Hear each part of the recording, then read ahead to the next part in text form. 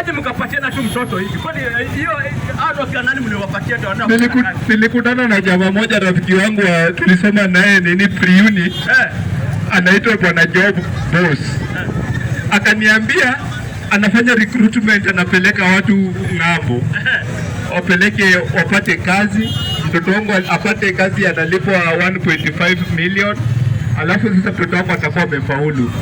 Yaani mkapatiana tu mtoto wenu hivyo. Sasa wewe ukisikia mtoto wako anapata kazi utangoja? Wacha niuliza watu.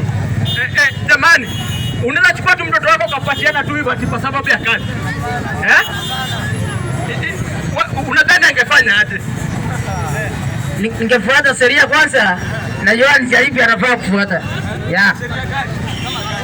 Naangalia yani sheria zake za kwanza ni nachukua hii group ya university amemaliza ni yeye nikasivi anafuatia kama baba yake. Naangalia taarifa nzuri na najua huyo ni mtoto mzuri anafuata akona kazi mzuri. Niyo kazi inafaa kuona yani nipeleka mimi peke yangu nijue nikasivi na naenda kufanya. Nikienda nikifika hapo nijue nikasivi atafanya. Ndiposa tumkujiza tumpeleke nifika nifikize kwa salama ni mwasi huko kwa salama salimini. Be blessed.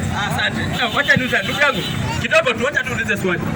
Sasa tunajua kuna ukosefu wa kazi, si ndio?